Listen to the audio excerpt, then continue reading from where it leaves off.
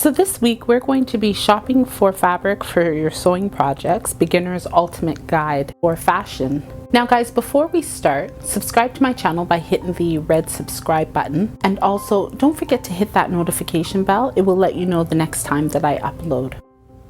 Hi guys, so before we started, I wanted to just jump on and say hello and thank you so much for just tolerating my absence. You know that I've been having some difficulties with my memory and my hard drive. We do have a strategy for going forward, and when I get everything hooked up and a good explanation on what you would need as a new YouTuber, I will actually do a video on it.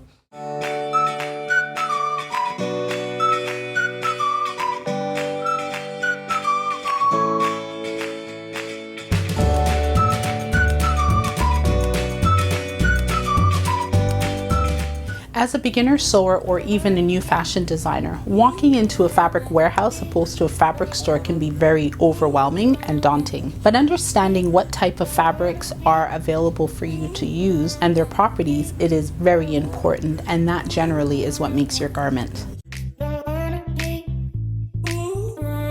So there are two types of fabrics. There's woven and non-woven fabrics. Now a woven fabric is generally done on a fabric loom, and you would see the weave pattern or little basket weaves shrunken down. Now a non-woven fabric is generally like interfacing, pelons, felts. It doesn't necessarily have a weave pattern in it, just looks like if it's been compressed together.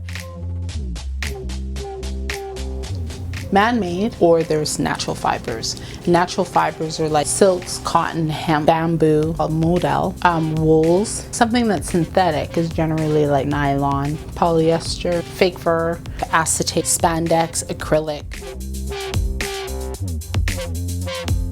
All fabrics have a right and a wrong side. Normally, the right side is in the inside, and that's the side that the manufacturer wants to protect, so they fold the fabric in. If you take a look at this fleece fabric, which you can't tell right from wrong, the inside fabric is considered the right side. Now, if you ever pick up fabric and you don't know which is right or wrong, all you have to do, this was a trick back in the day, hopefully it still works, is you pull the fabric and you will see which way the fabric curved, that is the right side of the fabric. Now I know you're going to be like, well, that's because you pulled it that way. So let's see if you pull it this way. Do you see the way it buckles? You pull it and it's still curving in this way, and so the weaves will always pull it towards the right side of the fabric. You can test that out and see. Now right sides of fabrics also are generally the brighter sides. They're the sides that you want to show off. So if you have a fabric, there's specifically this fabric. Now this is an African print fabric. It's a little bit harder and trickier to figure out which is right side from wrong. Take a closer inspection, you will see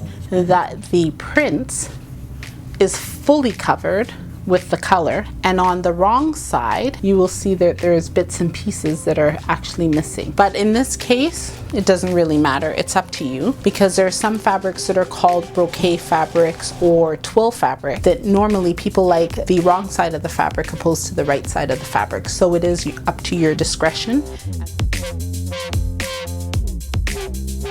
So when it comes to fall and winter time, there are certain types of fabrics that you most definitely want to use. Things that are a little bit more cozier like fleece and flannel. And winter fabrics will consist of wool. Wools are really good because wools come lightweight to heavyweight. Terry cloth, corduroy. I generally do not like wearing denim, especially like denim jeans in the winter time, but most people do. So denims, this is a very light denim, whereas this one here is a medium weight denim. And this doesn't have, it's still draping, but it doesn't have softness that this one has. Denims can be made into denim jeans, obviously, denim skirt, denim jackets, dresses, tops, especially the lightweight. This would be a really great fabric to make a shirt, a denim shirt with nice metal buttons. You can make hats, slippers. You can even make a house slipper with fur inside of it. And denim fabrics are 100% cotton generally, unless they have a little bit of spandex or lycra in them, where they're able to have a little bit of stretch for you. Along with denim, you would do corduroy. Corduroy has, it's a cord that's kind of together that you can see like an accordion, but it doesn't pull. And corduroys come light and heavyweight, and those are perfect for wintertime outfits. You can make pants, shirts, dresses, skirts, shorts, tanks. I recommend using corduroy as your first project. It has a little bit way is soft, so this is the way you'd want it to all go. Okay, when you touch it, it has little slight fibers that stick up. Now when you go like this, you can feel it on your hand, and so I would stay away from corduroy for now. Wait until you have a little bit more knowledge before you start utilizing a corduroy. Now wool is a really nice fabric to make garments out of. The thing with wool is you do have to get used to it. It does have a little bit of itch to it sometimes. Generally, if you have wool, you need to have a lining, and linings are a little bit slippery, so they're a little bit advanced. These are for someone who's just stepping from the beginner to the next level. You can definitely use wool as your fabric. Fleece, flannel, furs, leathers, vinyl, suede, those are more heavier fabrics that will keep you warm. Now when you move into flannel fabrics are fabrics that are very soft, and normally flannels have very interesting designs. They're a little bit more vibrant, really good for keeping you warm in the wintertime. People will make flannel pajamas, pants and top, or flannel nightgown, flannel dresses. Now when it comes to the cotton comes in a variety of weights, prints, in whether it be 45-inch bolts, 60-inch bolts. Sometimes they come in about 120 for bed sheets, and normally 100% cotton. Generally most people know about fabrics. You can make anything with them, whether it be from pants, skirt, light tops. Now if you like fake fur, real fur, it's really up to you. Fake furs are woven back, and then they have the fur at the front. Now these are called piles, and they can be long or short. They can have little sprits coming out of it or right down. There are techniques of cutting fake fur, anything that has a mesh back so it doesn't peel all over the place. Leathers are not classified as woven fabrics, they're called skins, and so you have a variety of types of leathers, whether it be from very soft leathers to medium weight leathers to like very stiff leathers. Leathers are unforgiving. Once you put a hole in it, you will always see it. With the leathers, you should have a little bit more experience, and if you're going to make something and you're intimidated, do something small, something that you're not going to care about if it doesn't work, opposed to a leather skirt or a pair of pants. So because we are looking at fabric, I started doing some research. I wanted to just give you guys a little bit of fabric history. I wanted to know, what do you think is the most expensive fabric in the world? So if you know, put it down in the description box. I will give you the answer at the end. So I wanted to know, how long has fabric been around? The earliest surviving fabric, scrap, had been traced back to Anatolia, which is near modern-day Turkey, and it can be dated back to 6,500 BC. These include woven rugs, along with some scraps that indicate early wool cultivation. Interesting. Was how long fabric has been around for. They went actually took lice from a body, and it suggests that cloth originated 170,000 years ago. Isn't that crazy? How long have we been covering up ourselves?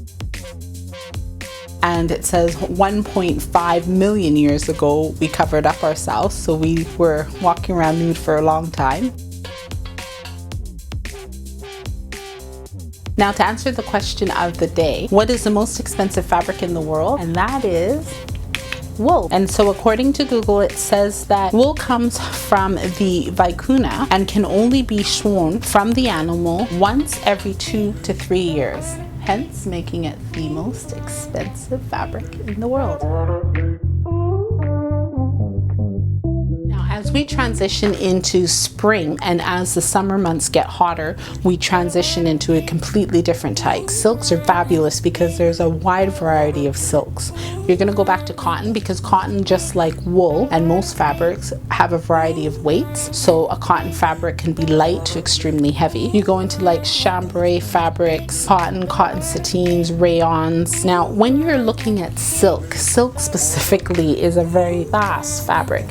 When you go into a fabric shop, it's really important, if you want to utilize silk, to talk to them and find out, because nowadays there are some polyesters that look like silk. This is called a Dupuni silk, and Dupuni silk, you'll notice it has little nubs in it, and the nubs are all throughout the fabric. It's a little bit of stiff fabric. I would say that that's a taffeta 2 silk, but it is good for making coats, dresses, shirts, pants, and the pants are stiff though because the dupuni is almost like wearing linen. So when you sit, it crunches. And then you go into the more luxurious silks, which is the silk charmeuse. And as you can see, there's one side that is dull. This side is really nice, rich, and luxurious. And so these are things you can make pajamas, you can make camisoles, you can make dresses, pants, shorts. Now this silk is different from dupuni silk, okay? This is more like your natural silk. I don't know why, but the name has totally escaped me. Now, one of the other fabrics, which is a nice fabric, is the rayon. And rayons are really nice. They have that beautiful silhouette like the charmeuse silk does. And if you don't want to wear polyester, rayon is really good. And rayon actually is making a comeback. Chambray is exactly like denim. It's just a lighter weight denim, and it's beautiful for tops. Nowadays, they have a chambray that is a mixture between rayon and cotton, and it's very beautiful. It's an incredible feeling. Now the last summer fabric that people love to wear is linen. And linen, crispy, crispy, crispy. It wrinkles, but it is a really fabulous breathable fabric that you can use whether it be winter or summer. To be quite honest with you, most people like it in the summertime. And linen also comes in a variety of weights. When you sew it, it's nice, it's thick. Now the last fabric within the summer collection of fabrics, it is polyester. And polyester is very like whimsical, flimsy. A lot of scarves are made out of polyester, skirts, shirts. Polyester is synthetic. It's not as breathable as cotton. Well, it's not breathable at all. You wear it in a hot summer day and you'll see what happens. But polyester is a nice alternative, especially when you are transitioning from cotton and you have a little bit more confidence.